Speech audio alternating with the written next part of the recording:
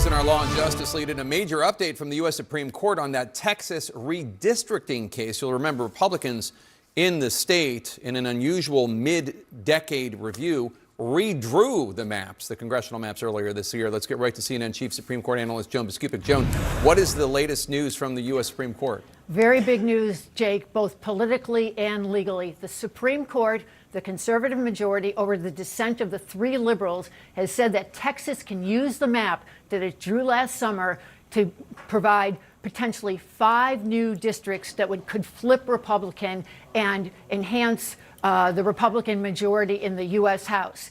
And what they said is that a special U.S. District Court panel that had invalidated this map, saying it was drawn on unconstitutional racial lines, that Texas had actually divided people up by race.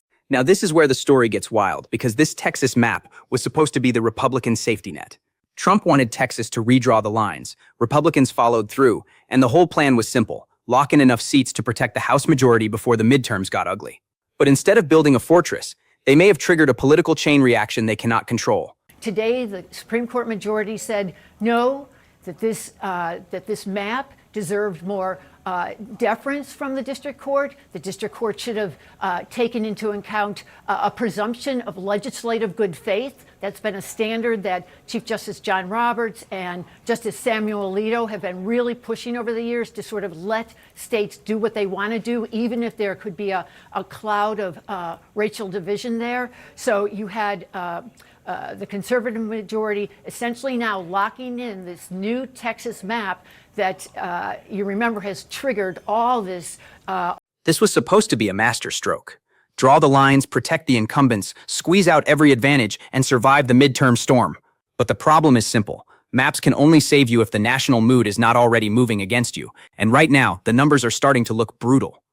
Justice Kagan, writing on behalf of herself and Sonia Sotomayor and Justice Ketanji Brown Jackson, pointed to the fact that a district court had held 9 days of hearing, combed through thousands of pages of testimony about what had gone on in Texas. And this district court had also put a lot of attention on a letter from the Office of Civil Rights in the Trump administration that had pushed the Texas legislature to draw along racial lines. And the district court had found that indeed that this had been an unconstitutional racial gerrymander, that it wasn't drawn just on political lines, which, Jake, is allowed. That is the part that should scare Republicans the most.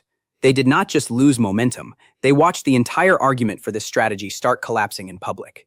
You can redraw lines. You can protect districts. You can play every procedural card in the book. But if voters are moving in the other direction, eventually the math punches you in the mouth. What basis does the majority have to thus substitute its understanding of the direct evidence for the district courts? The short answer is it has none. So this is the end of the line for this Texas map. It can be used going forward now for the midterm elections, Jake.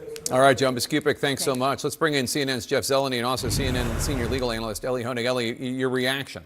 Well, Jake, this is going to have major consequences for the 2026 midterms. As the justices appear to acknowledge, this means Texas will get to use its revised map, the new map that would give Republicans up to 5. A 6-point lead is not some tiny polling hiccup. That is the kind of number that turns comfortable seats into nightmares. That is the kind of margin that makes party strategists start calling donors before breakfast. Because once the national wave gets big enough, even the prettiest gerrymander starts looking like a paper umbrella in a hurricane.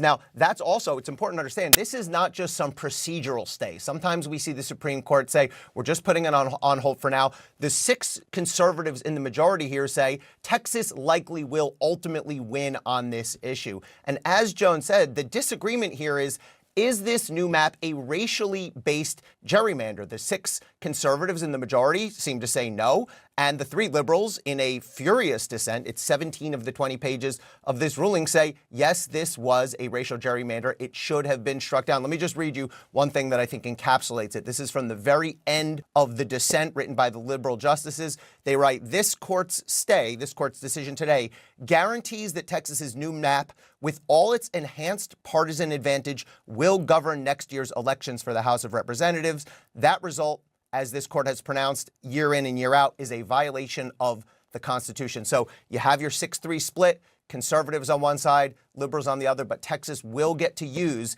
its changed pro-Republican map in 2026. And that is why this story matters so much. This was not just a Texas map fight. This was supposed to be the blueprint for how Trump Republicans protect power going into the midterms. The strategy looked brilliant on paper. Redraw the districts, protect vulnerable seats, lock in advantages before the political winds shifted too hard against them.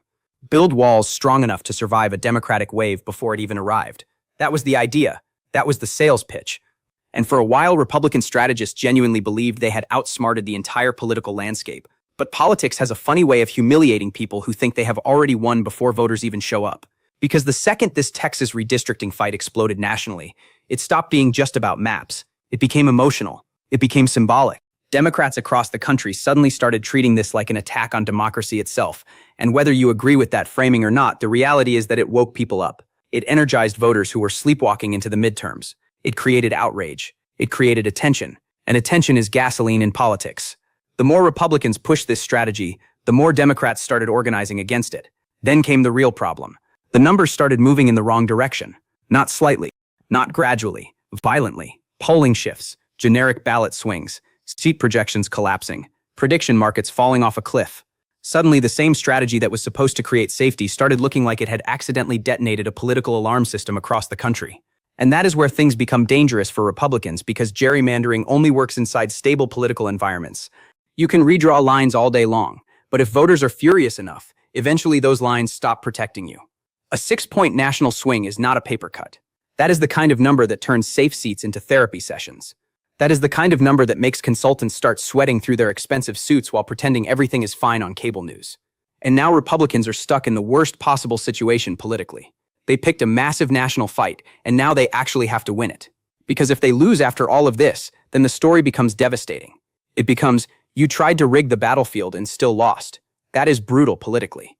Democrats already know it too, which is why they are hammering this issue so aggressively. They want voters associating every Republican map change with panic, desperation, and manipulation. And honestly, Republicans helped create that perception themselves because instead of making this feel procedural, they made it feel aggressive. They made it feel urgent.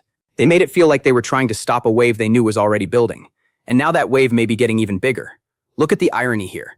The entire purpose of this strategy was to reduce losses, not even necessarily dominate, just survive, just limit the damage. But instead, it may have triggered the exact kind of Democratic energy Republicans were hoping to avoid. That is the part that should terrify them most. Because once voters become emotionally activated, math starts behaving differently. People donate more, volunteers show up, turnout spikes. Independent voters suddenly start paying attention to races they normally ignore, and then the carefully engineered maps start looking a lot less invincible. Even inside Republican circles, cracks are starting to show. Some conservatives are openly admitting this may have been a catastrophic miscalculation. Because once Democrats started counterattacking in places like California and Virginia, the entire strategy stopped being a one-sided advantage and turned into a national political arms race. Suddenly, everybody is redrawing maps. Everybody is screaming about fairness. Everybody is filing lawsuits. And the result is chaos. Pure chaos. Meanwhile, the clock keeps ticking toward the midterms, while Republicans watch the political environment keep drifting further against them. That is why the Texas losses matter beyond Texas itself. This is psychological now. Every election result starts reinforcing a larger narrative. Every upset becomes another headline.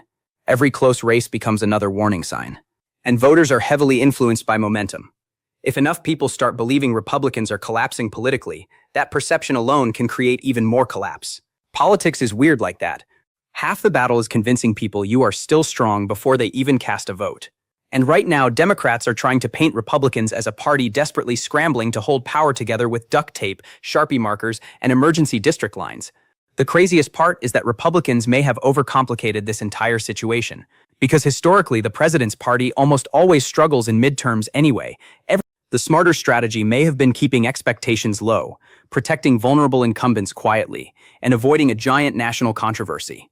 Instead, this turned into a giant flashing sign screaming, "We are very nervous about these elections."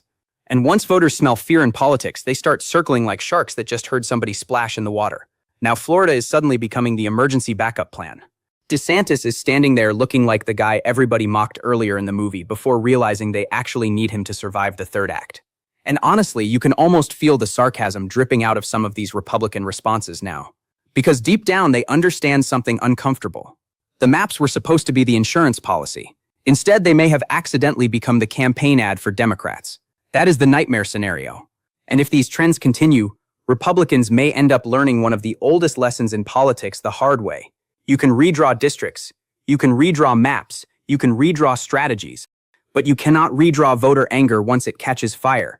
And right now, this thing is starting to burn hot enough that even Republicans are looking around like somebody left the political oven on at 350 degrees for way too damn long.